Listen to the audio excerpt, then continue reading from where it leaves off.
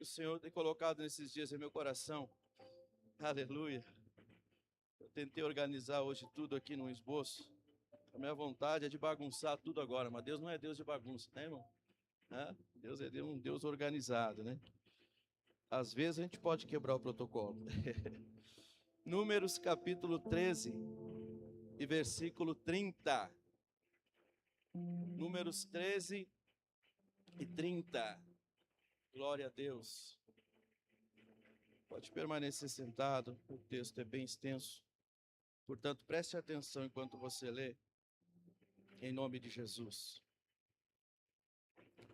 Acharam aí, pessoal? Amém? Glória a Deus. Versículo 30, então, de Números 13. Então Caleb fez calar o povo perante Moisés e disse: subamos animosamente e possuamo-la em herança, porque certamente prevaleceremos contra ela. 31. Porém, os homens que com ele subiram disseram: não poderemos subir contra aquele povo, porque é mais forte do que nós. E infamaram a terra que tinham espiado perante os filhos de Israel, dizendo: a terra pelo meio da qual passamos a espiar é terra que consome os seus moradores. E todo o povo que vimos no meio dela são homens de grande estatura. Também vimos ali gigantes, filhos de Anak, descendentes dos gigantes, e éramos aos nossos olhos como gafanhotos, e assim também éramos aos seus olhos. Capítulo 14. Então levantou-se toda a congregação e alçaram a sua voz, e o povo chorou naquela mesma noite. E todos os filhos de Israel murmuraram contra Moisés e contra Arão, e toda a congregação lhe disse: se morrêramos na terra do Egito, ou se morrêramos nesse deserto. E por que nos traz o Senhor a esta terra para cairmos à espada e para que nossas mulheres e nossas crianças sejam por presa? Não nos seria melhor voltarmos ao Egito? E diziam uns aos outros: levantemos um capitão, um chefe, e voltemos ao Egito. Então Moisés e Arão caíram sobre os seus rostos, perante todo o ajuntamento dos filhos de Israel. Versículo 6. E Josué, filho de Num, e Caleb, filho de Jefoné, dos que espiaram a terra, rasgaram as suas vestes e falaram a toda a congregação dos filhos de Israel, dizendo: a terra pelo meio da qual passamos a espiar é terra muito boa. Se o Senhor se agradar de nós, então nos porá nesta terra e nos dará, terra que mana leite e mel. Tão somente não sejais rebeldes contra o Senhor, e não temais o povo desta terra, porquanto são eles nosso pão. Retirou-se deles o seu amparo, e o Senhor é conosco, não os temais. Amém? Glória a Deus. Você prestou atenção? Então nem precisa pregar, né? Nós lemos todo esse texto e meditamos nele, não precisa nem de pregação. Mas eu não vou vir aqui à toa, vou ter que pregar essa noite. Eu quero compartilhar algo com você, irmãos, essa noite. A caminhada de Israel estava chegando num momento muito delicado. Eles tinham saído do Egito com mão forte, Deus os tirou de lá. Deus com mão forte tira Israel do Egito, eles estão no deserto. Eles passam o Mar Vermelho, todo mundo conhece a história, eles têm várias provas do amor de Deus e do cuidado de Deus para com eles. Mas aqui nesse momento é algo decisivo, porque eles estão diante da terra que Deus prometera para eles. Então Moisés, ele pega 12 espias e ele envia à frente para espiar a terra, para cuidar, para ver o que tinha naquela terra. E note que ele pega 12 e ele pega, são 12 tribos, ele pega o melhor de cada tribo, o maioral de cada tribo. E ele manda esses 12 a espiar a terra. Esses 12, eles chegam lá, e o texto está aqui que nós lemos. Eles veem naquela terra frutos enormes. Eu podia usar até o cacho de uva que a pastora usou ontem aqui para ilustrar para as crianças. Era mais ou menos daquele jeito. Uns cachos de uva que precisava de 2 homens para carregar, de tão pesados que eram, tão grandes que eram. a terra que mana leite e mel, como nós conhecemos na Escritura, uma terra muito próspera, uma terra muito farta, uma terra em que havia tudo o que Deus havia prometido e ainda mais do que Deus ainda não tinha falado, porque Deus é poderoso para fazer além do que nós pedimos ou pensamos, amém? Então os 12 olharam até aquela terra, os 12 viram aquela terra, os 12 subiram no alto do monte, olharam para lá, eles foram lá e eles viram a mesma coisa, só que 2 deles viram os frutos, 2 deles viram os gigantes, 2 deles viram exatamente o que os outros 10 viram. É como você que está aqui nessa noite. O que eu vou falar agora é normal, tá? Vai ter gente que chegou aqui nessa noite, vai voltar para casa do mesmo jeito. Vai ter gente que não vai crer na palavra, mas vai ter alguém que vai crer. Vai ter alguém que Deus vai falar, vai ter alguém que Deus vai mudar a história, vai ter alguém que vai passar por algo diferente nessa noite, que vai ser transformado em nome de Jesus. Aleluia! Mas é a mesma palavra, foram os mesmos louvores, é a mesma igreja. Aqueles 12 subiram no alto do monte, aqueles 12 viram tudo que tinha na cidade. Só que aqui nessa passagem nós vamos encontrar 2 grupos de pessoas, irmãos. Nós vamos encontrar 2 tipos de conclusões, não esqueça disso. Eles viram a mesma coisa, ok? Eles viram a mesma coisa, mas tiraram conclusões diferentes. Mas voltaram de lá com discursos diferentes. Tiveram 2 olhares diferentes. E eu quero falar sobre esses 2 olhares contigo essa noite. O primeiro tipo de olhar é o olhar que rouba. Como assim, pastor, o olhar que rouba? Vamos em frente. Depois que Caleb declara o versículo 30, que foi o primeiro versículo que nós lemos, subamos animosamente. Caleb tinha ido na terra, sim ou não? Pode falar. Essas pegadinhas boas, né? Você pode dizer que não, né? Caleb tinha ido na terra, sim ou não? Sim. Ele tinha visto o gigante, sim ou não? Sim. Ele tinha visto que lá o povo era muito numeroso, sim ou não? Mas ele volta e ele fala para Moisés e ele fala para o povo: subamos animosamente. Ainda que haja gigante, ainda que haja dificuldade, ainda que haja tribulações, ainda que haja desafios, dificuldades, Deus fez uma promessa que irá nos entregar, então subamos animosamente. Mas outros 10 espias, no versículo seguinte, dizem: não poderemos subir. Não poderemos subir. Esse é o olhar que rouba, o olhar que rouba a fé, o olhar que rouba a esperança. Você conhece pessoas assim ou não? Você vai tentar fazer algo, ela já diz: não vai dar certo, não tem como dar certo. Fulano fez e deu errado, tu não tem capacidade para isso, isso não é para ti. Mas se tu tem, irmão, convicção de que é algo de Deus, se tu tem convicção de que é plano de Deus, se tu tem convicção de que é uma promessa do Senhor para a tua vida, suba animosamente, não fique para trás, não dê ouvidos aos ladrões de esperança, não dê ouvidos àqueles que roubam a tua fé. A partir daquele momento, irmãos, versículo 31, aqueles 10 falaram: nós não poderemos subir essa terra. A partir desse momento, é por isso que eu disse para você prestar atenção no texto. Nós lemos aqui uns 15 versículos. A partir do 31 já, que foi o segundo versículo que lemos, eles não falam mais em Deus. Deus sumiu do discurso deles. Deus sumiu, desapareceu do relatório que eles estavam dando para Moisés. Eles começaram a falar só da sua condição natural, eles começaram a falar só das suas limitações, eles começaram a falar só do gigante, só do defeito, só da dificuldade, só do impossível. Eu não vou ler novamente, eu não tenho tempo para isso, leia na sua casa. A partir daqui eles não falaram mais em Deus. Deus sumiu do relatório deles. Por quê? Porque quando a nossa fé é roubada, quando a incredulidade chega, nós paramos de falar de Deus, nós paramos de mencionar Deus, porque nós não temos o desejo, não é desejo a palavra, mas nós não somos coerentes, desculpa, não tinha nada a ver a palavra, nós não somos coerentes com aquilo que falamos e aquilo que vivemos. A partir do momento que deixamos de crer, nós não podemos falar mais em Deus, não cremos mais. Não existia mais coerência naquilo que eles falavam, naquilo que eles diziam.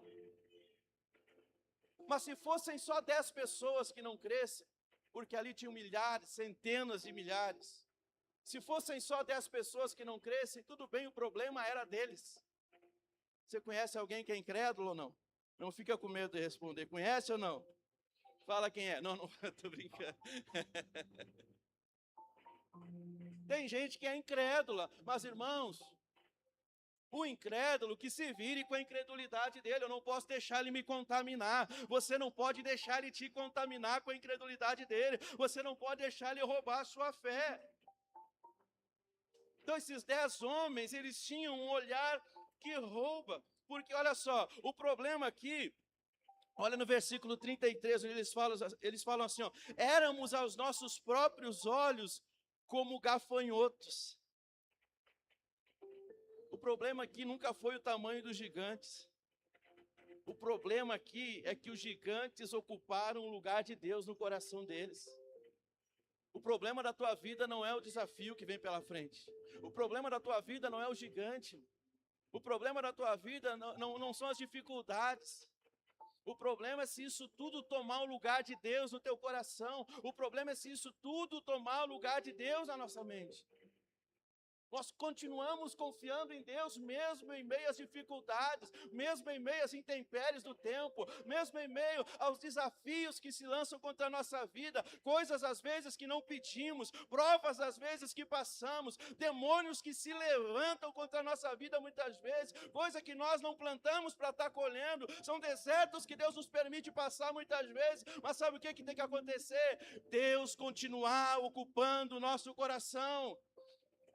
Nada disso que eu falei aqui pode ocupar o lugar de Deus na sua vida. Não deixe os incrédulos, não deixe o diabo, não deixe a incredulidade, não deixe os gigantes roubar a promessa que Deus colocou na sua vida, que Deus liberou sobre ti em nome de Jesus.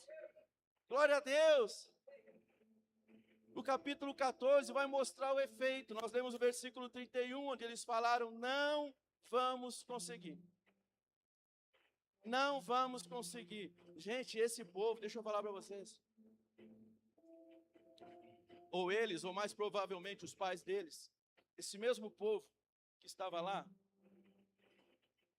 ou eles, repito, ou mais provavelmente os pais deles, porque já era outra geração, viram Deus fazer brotar água da rocha.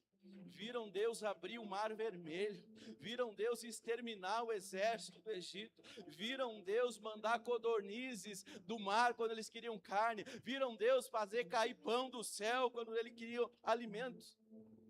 Eles sabiam de tudo isso. Eles sabiam de tudo isso e ainda assim eles começaram a duvidar porque os desafios eram grandes. Ainda assim eles começaram, no versículo 1 do capítulo 14, diz que o povo chora, no versículo 2 diz que o povo murmura, no versículo 4 diz que o povo quer voltar para o Egito. Isso não parece a realidade de muitos crentes hoje? Que a luta vem, que a dificuldade vem e que o crente começa a chorar. Pastor, tem algum problema em chorar? Nenhum. Inclusive a Bíblia diz para nós chorar com os que choram. Mas a Bíblia também diz que o choro dura uma noite, mas a alegria vem pela manhã. Mas eles choraram demais. Eles choraram a ponto de murmurar, eles choraram a ponto de reclamar e dizer, por que nos trouxeste para morrer aqui nessa terra? Por que nos trouxeste para morrer a espada desses gigantes? E por fim eles querem voltar para o Egito. Vamos levantar um chefe aqui, vamos levantar um líder aqui, porque esse líder não deve estar na visão. Olha só o que ele disse que Deus preparou para nós. Ele mandou nós espiar a terra, nós chegamos lá, só tem problema, só gigante, só dificuldade, só luta, só tribulação. Vamos levantar um líder agora, vamos levantar um chefe aqui agora, que nos leve de volta para o Egito.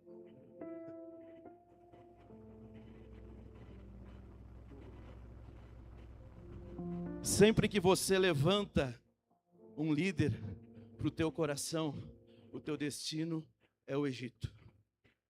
Com que autoridade tu fala isso, pastor? Porque a Bíblia não diz que Deus vai dar membros para o pastor cuidar, ovelhas para o pastor cuidar. Diz que Deus vai dar pastor segundo o coração dele para a igreja. Aleluia. O assunto nem é esse. Mas o Espírito Santo soprou no meu coração isso. Toda vez que eu levanto um líder, e eu não estou falando de pastor não, irmãos. Eu estou falando de alguém que governe a nossa vida, que lidere a nossa vida, que guia a nossa vida, conforme a nossa própria vontade. O destino é o Egito. Eles queriam levantar um líder para eles. Segue lendo a Bíblia, para ver o que aconteceu mais adiante com o próprio Arão. Segue lendo a Bíblia para ver o que aconteceu mais adiante. Mas enfim, vamos voltar ao texto aqui. Vamos voltar àquilo que Deus está falando aqui nessa noite, dentro desse texto aqui. O povo chora, o povo murmura e o povo deseja voltar para o Egito. Por que eles não confiaram em Deus? Por que eles não continuaram acreditando no que o Senhor tinha falado para eles?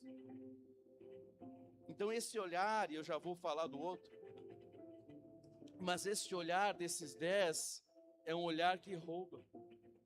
Porque esses 10 conseguiram roubar de uma geração inteira aquilo que Moisés tinha ensinado para eles. 10 homens, com um discurso, conseguiram roubar do coração de toda a nação aquilo que Moisés, há quase 40 anos, ensinava para eles. Viu que os nossos ouvidos têm que estar atentos? Viu que o nosso coração tem que estar atento para a palavra do Senhor e para aquilo que o Espírito do Senhor fala conosco? Então esse olhar rouba a alegria, esse olhar rouba a coragem, esse olhar rouba a esperança. É isso que a incredulidade faz conosco. Ela faz com que nós fixemos o nosso olhar nas dificuldades, em detrimento de olhar para aquilo que o Senhor prometeu para as nossas vidas. Eu espero que nessa noite aqui não tenha nenhum ladrão de alegria. Eu espero que nessa noite não tenha nenhum ladrão de esperança. Eu espero que nessa noite aqui não tenha nenhum ladrão de coragem. Mas sim, irmãos, que encorajam uns aos outros. Que encorajam uns aos outros, que alegram uns aos outros, que deem esperança uns aos outros. Vem cá, irmão, Deus prometeu para ti, então vai para cima que Deus vai fazer em nome de Jesus. Eu não sei se Deus prometeu, estou em dúvida, então vai orar então. Não pode mandar o irmão ir para cima se ele não sabe se é de Deus mesmo. Mas se tem convicção, anima ele, alegra ele. Não seja um ladrão de alegria, ladrão de energia. Eu até ia pregar uma palavra com esse tema esses dias, mas não fluiu. Mas eu me lembrei da frase agora. Que eu acho que eu estava conversando com a pastora e ela falou com alguém. E ela disse assim: já viu que toda vez que a pessoa está mal, ela nunca está bem. Não, mas a pessoa tem que confiar em Deus, tem que ter fé. Aí eu parei para pensar, mas é verdade, não teve uma vez que eu falo com a pessoa que ela está bem. Está sempre mal. E aí a pastora disse assim, fiquei até meio... Sei que foi a expressão que ela usou assim, ou ela não ficou ela, mas ela disse, a gente até fica às vezes meio para baixo, assim, quando fala com determinadas pessoas. Aí eu falei assim, esses são os ladrões de energia. Às vezes está com energia lá no alto, né? Está com um pico de energia lá no alto. Eu vou para cima, eu vou arrebentar, vai dar tudo certo. Deus é comigo, eu consagrei o Senhor, vamos para cima. Aí chega um abençoado. Mas tu tem certeza, irmão? Aí tu vai comprar um carro preto. Carro preto arranha. Aí tu vai comprar um carro branco. Não, carro branco não sei o que lá. Aí tu vai comprar, sei lá, uma bicicleta que seja. E a pessoa, esse tipo de bicicleta tu comprou para ti? Ela sempre tem uma palavra negativa. Ela sempre tem uma palavra que bota para baixo. Ela sempre tem uma palavra que quer desanimar. Irmãos, deixa eu dizer para vocês, nós não vamos passar nesse mundo livre dessas pessoas. Vai ter sempre. O problema é que nós não nos blindamos disso, nós deixamos as pessoas roubar nossa energia, nós deixamos as pessoas roubar nossa alegria, nós deixamos o olhar de incredulidade dessas pessoas roubar nossa esperança. Que você saia daqui nessa noite blindado contra esse tipo de palavra, blindado contra esse tipo de olhar, blindado contra esse tipo de pessoa mesmo. Amém? Mas nessa passagem é um outro tipo de olhar. E aqui eu vejo um monte de gente nessa noite que tem esse olhar, que é o olhar que restaura aquilo que foi roubado, que é o olhar que restaura aquilo que foi tirado. A partir do versículo 5 de Números 14, a gente vai ver Josué e Caleb falando. Nós vamos subir, vamos ler o versículo novamente. Versículo 8, ó. Se o Senhor se agradar de nós, então nos porá nesta terra e nos dará, terra que mana leite e mel. Tão somente não sejais rebeldes contra o Senhor, e não temais o povo desta terra, porquanto são eles o nosso pão. Os ladrões de alegria, os ladrões de esperança, enxergavam gigantes e olhavam para si e viam gafanhotos. Agora os restauradores de esperança, que eram Josué e Caleb, eles olhavam o povo daquela terra e enxergavam o pão. Nós vamos acabar com eles. Não vai sobrar nada. Viu a diferença de ânimo? Por isso que Caleb fala, subamos animosamente. E eles subiram animosamente, e 40 anos depois, Caleb tinha 85 anos. 40 anos depois, só para dar um spoiler aqui, que tu vai ler na tua casa depois, quando eles conquistam totalmente ali a terra, Caleb diz para Josué, para Josué, assim, que já era o líder de Josué, Moisés me prometeu essa porção de terra aqui, ó. Faz 40 anos que isso aconteceu. Mas eu hoje tenho a mesma energia que eu tinha 40 anos atrás. Macho velho! Quando a gente pergunta se tem homem de Deus aqui, tem que ser desse tipo. E mulher de Deus também, amém? É que aqui o exemplo era um homem. Com 85 anos, irmãos, tem gente com 45 se arrastando, tem gente com 35, será que Deus vai fazer? Será que é de Deus? Será que eu consigo? Será? Um amigo meu uma vez dizia, será? É um negócio em dúvida. Com 25, tem gente morrendo. Não vou nem entrar nesses assuntos agora, que não vou demorar muito. Aqui está difícil essa geração, tá, né, irmãos? Não está fácil. Mas vamos em frente, outro dia eu falo de gerações. Então Josué e Caleb, eles têm um olhar que restaura. Eles viram a mesma coisa. Eles viram tudo que estava lá. Todo mundo via a mesma coisa. Mas o olhar deles era um olhar que restaurava. Por quê? Porque o povo já tinha desanimado, porque o povo já estava chorando, o povo já estava murmurando, o povo já queria voltar atrás. Enquanto o povo murmurava, eles se levantavam. E versículo 7 diz que eles falaram assim, ó, a terra é muitíssimo boa. Porque nesse ponto, irmãos, talvez você não parou para pensar, mas nesse exato momento, só tinha eles dois que acreditavam que a terra era boa. Porque todo mundo tinha sido inflamado pela incredulidade deles. Eles infamaram a terra, eles deram uma fama ruim para aquela terra que Deus tinha prometido para eles. Então, nesse momento, no meio de centenas de milhares de pessoas, somente 2 pessoas conseguiam olhar e falar, a terra é muitíssimo boa. A terra é muitíssimo boa. Ou seja, a promessa, ela continua a mesma. E olha o versículo 8, se o Senhor se agradar de nós, então nos fará entrar nessa terra. Se o Senhor se agradar de nós. Sabe o que Deus me lembrou agora? Sem fé é impossível agradar a Deus. Então, Caleb estava dizendo em outras palavras, se nós continuarmos crendo, se nós continuarmos confiando, se nós mantivermos a fé que nós tínhamos quando chegamos aqui, o Senhor vai nos dar essa terra por herança. Eles não confiaram Ou melhor, eles não colocaram a confiança deles, irmãos, na força do povo. Entenda isso, irmão. Você não pode colocar a confiança só em você. A tua confiança tem que estar acima de tudo no Senhor. Josué e Caleb não colocaram a confiança no povo, dizendo assim: não, vocês são fortes, vocês vão conseguir, né? Vocês são isso, vocês são aquilo. Dizendo, não, se o Senhor se agradar de nós, Ele vai nos dar essa terra por herança. Ou seja, a confiança de Josué e Caleb sempre esteve no Senhor, enquanto a confiança daqueles 10 ladrões de esperança estava na força do próprio braço. Para onde você está olhando? Ou de que forma você está olhando para os desafios que se levantam diante da tua vida? De que forma você está olhando para aquilo que, quem sabe, vai acontecer a partir de hoje? Se Deus prometeu, Ele vai cumprir. Não teve uma pandemia? Deus parou de cumprir promessa ou não? Não teve uma enchente? Deus parou de cumprir promessa ou não? O que Ele prometeu, Ele cumpre, irmãos. E eu não estou falando nem um pouquinho sobre o sofrimento que todos passamos, ou que muitos passaram até mais que nós nessas situações. Eu só estou falando que Deus não muda, que Deus continua o mesmo. Se Ele prometeu, Ele vai cumprir. No versículo 9 eles encerram dizendo: não temais, porque o Senhor é conosco.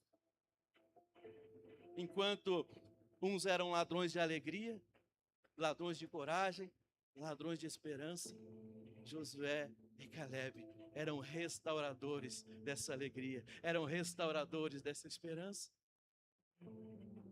Com que olhar você está vendo a vida?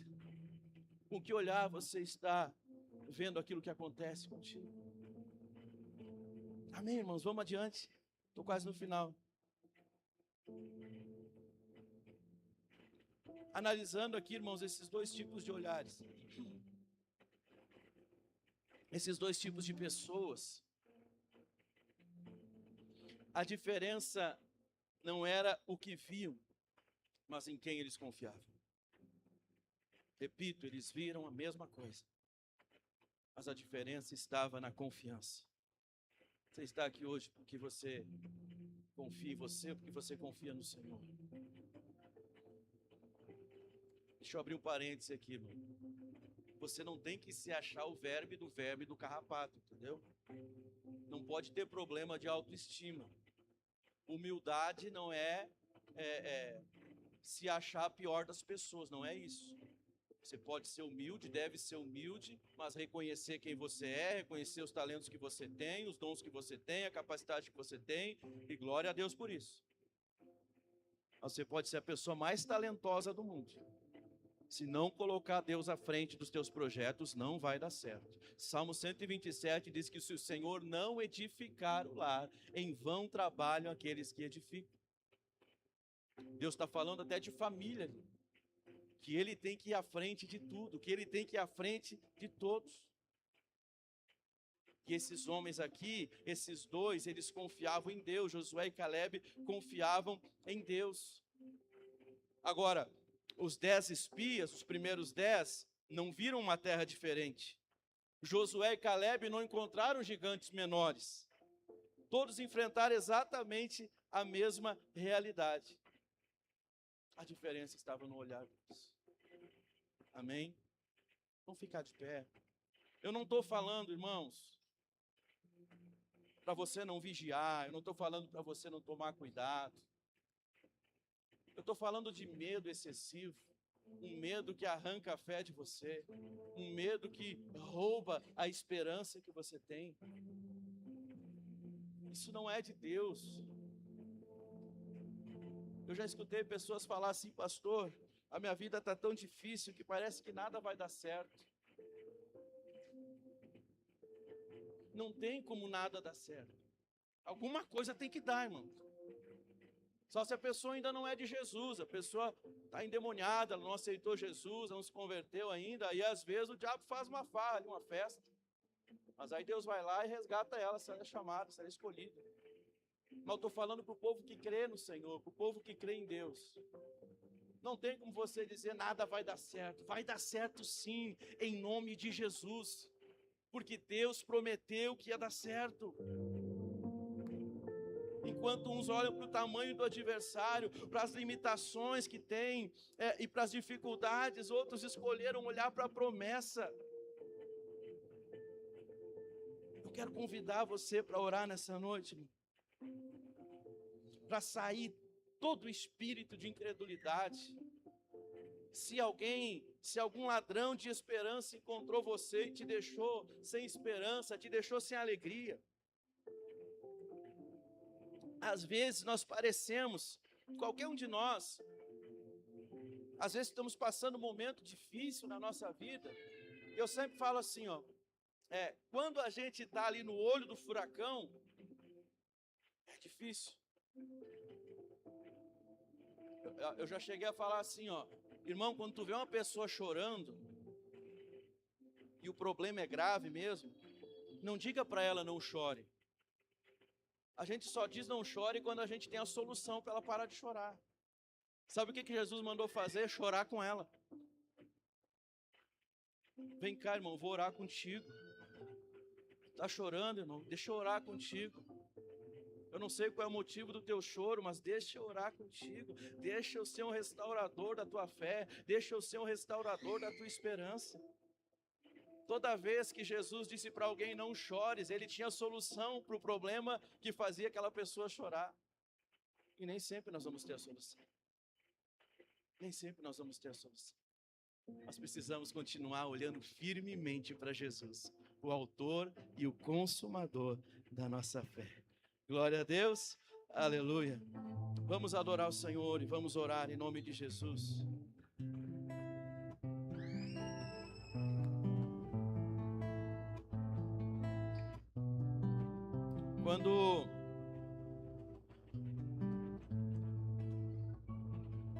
Quando Jesus ele vai à cruz, uma noite antes,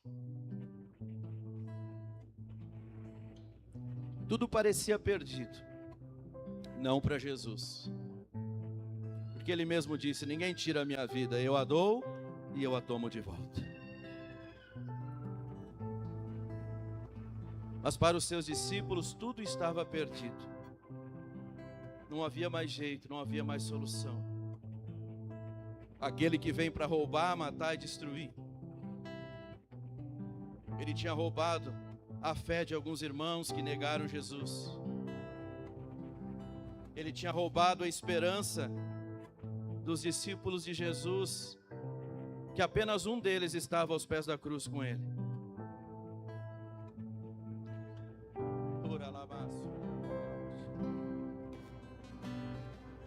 E você conhece essa história, Jesus ele vai à cruz, ele expira e morre.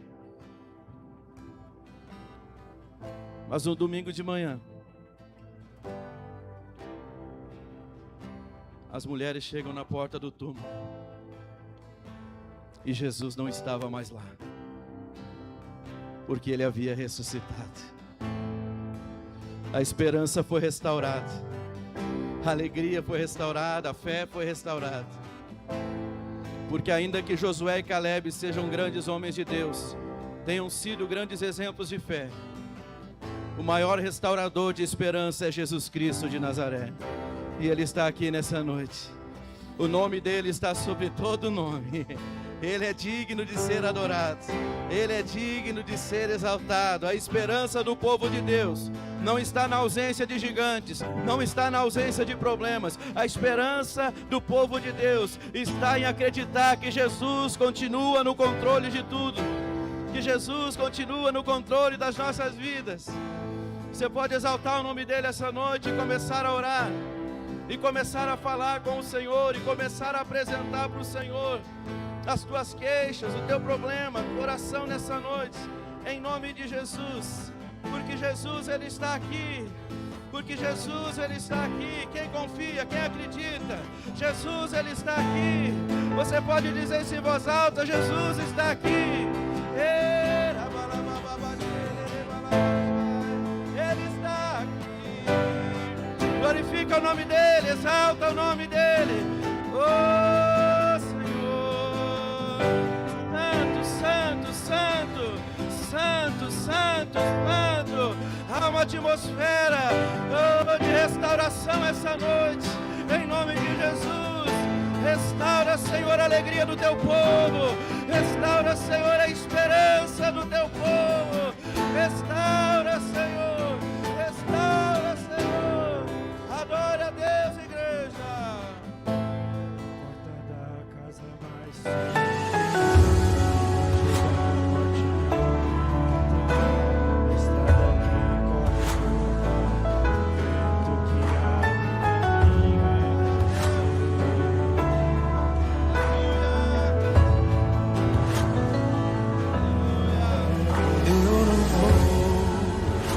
Adore, adore, adore, glorifique o nome do Senhor. pois eu sei